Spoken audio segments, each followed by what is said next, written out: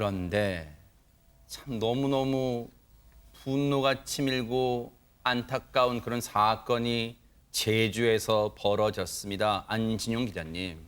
네, 그제 오후 10시 51분쯤이었습니다. 제주도의 한 주택에서 중학생이 숨진 채 발견이 됐는데 아이고. 중학교 3학년인 이 학생은 어머니와 단둘이 살고 있었는데 이날 외출로 다녀온 어머니가 이 숨진 아들을 발견하고 경찰에 신고를 했습니다.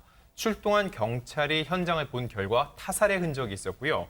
경찰에 따르면 당시 숨진 피해자는요, 몸이 끈등을 이용해 결박된 상태였고 2층 다락방에 누운 상태로 발견됐다고 전했습니다. 아이고 세상에 박성배 변호사님 대체 누가 이런 끔찍한 짓을 벌인 걸까요? 당시에 어떤 그 범행 현장을 목격한 사람은 아무도 없는 거예요, 그러면? 목격자는 없었습니다. 그렇지만 해당 주택 앞뒤로 CCTV 2대가 설치되어 있었습니다. 어허. 이를 분석해 봤더니 당일 오후 3시경에 성인 남성 2명이 2층 다락방 창문으로 침입한 사실이 발견됩니다.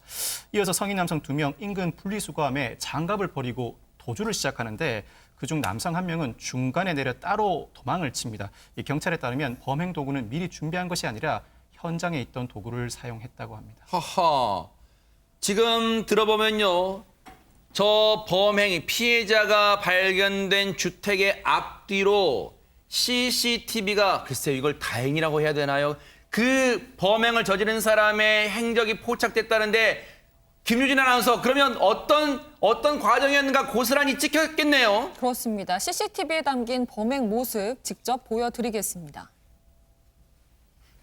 네, 이제 파란 옷을 입은 이 남성과 하얀 옷을 입은 남성이 차례로 지붕 위로 올라갑니다. 세상에. 2층 다락방 창문으로 침입하기 이 위해서 사람들이에요? 그렇습니다. 지금 보시는 이 두 사람이 이번 사건의 범인입니다. 이렇게 지붕 위로 올라가서 2층 다락방 창문으로 침입한 이 두 남성. 소름 끼쳐요 지금. 이 잔혹한 범행을 저지르게 되는데요. 범행 이후에는 다시 지붕을 통해서 내려와서 도망치는 모습을 이 CCTV를 통해서 볼 이건 수 범행 있었다고 후예요, 이건? 하는데 그렇습니다. 그냥 이거는 단순 추측입니다만 만약 침입 지점까지 미리 파악하고 준비했던 거라면 정말 소름이 돋도록 잔인하고 치밀하다라는 생각이 듭니다. 세상에 그런데 저 사람들 손에 의해서 세상에 안타깝게도 중학생이 숨졌어요. 유인경 평론가님. 저 살인 사건은요, 주변 사람들의 얘기를 들어보면 충분히 막을 수가 있는 사건. 왜요? 어째서요? 피해자 학생이 주변에 자기 어려움을 많이 토로했기 때문인 거죠.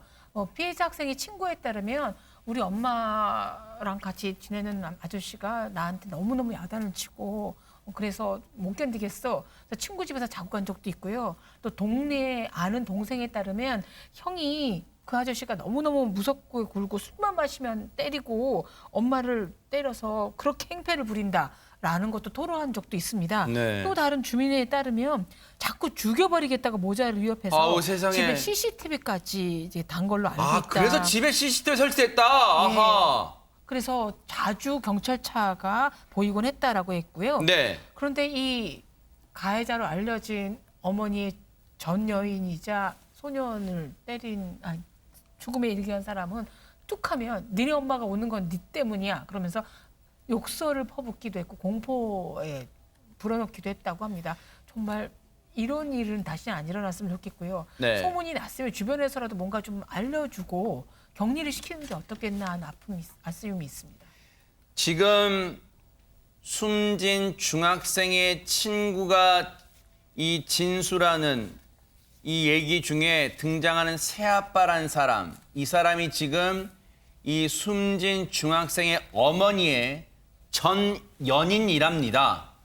뭔가 이 사건을 벌인 사람과 관련이 있는 것으로 지금 정황상 느껴지는데요. 그런데 이런 말을 했답니다. 그 어머니가 무슨 온갖 전 연인 이 남성으로부터 폭행 등 폭언 등 아마 심한 대우를 받으니까 눈물을 흘렸을 거 아니에요. 근데 그 우는 게 다 이 중학생한테 다 네 탓이야.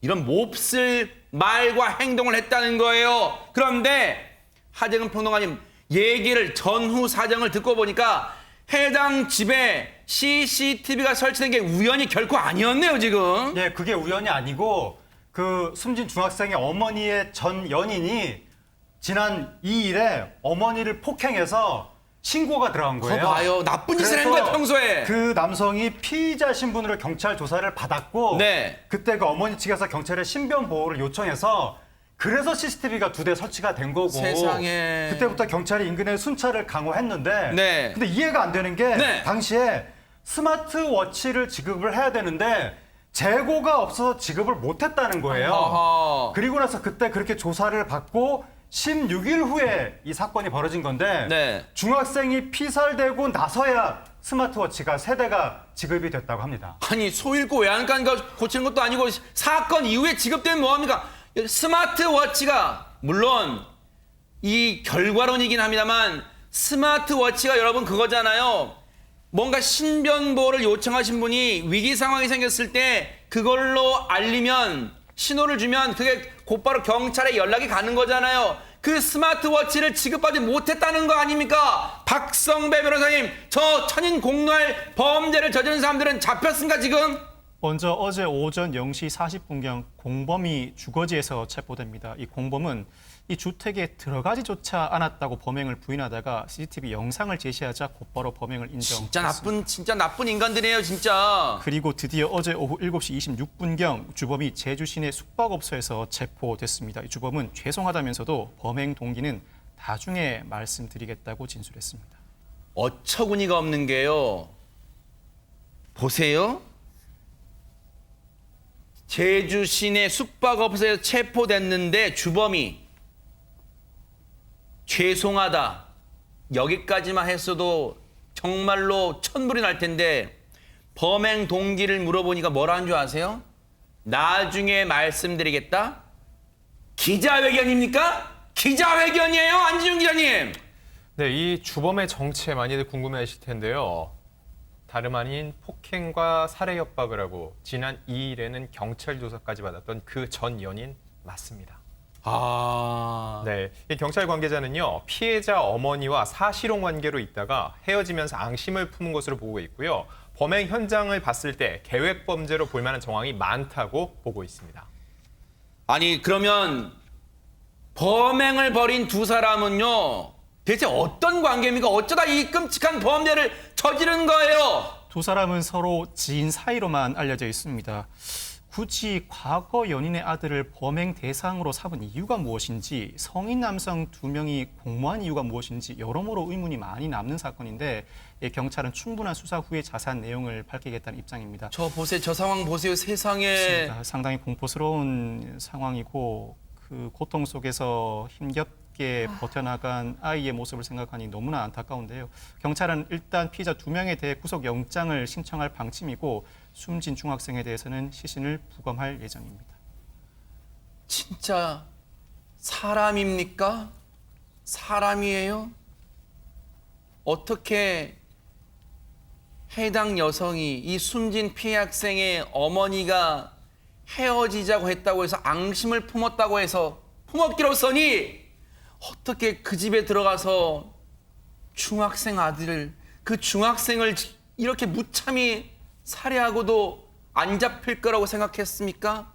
이 나쁜 인간들아, 어떻게 이런 천인 공날짓을 저지를 수가 있어요?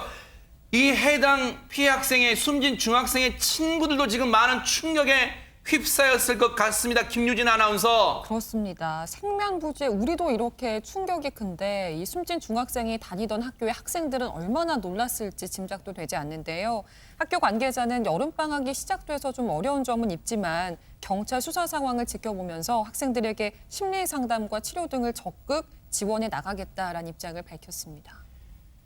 저 두 인간들에 대해서는요, 저 범행을 주도하고 같이 범행을 벌인 공범, 저 두 인간들에 대해서는 법이 절대 자비를 베풀어서는 안 될 겁니다. 뉴스파이터가 눈 부릅뜨고 저들이 어떤 처벌을 받는지 지켜보도록 하겠습니다.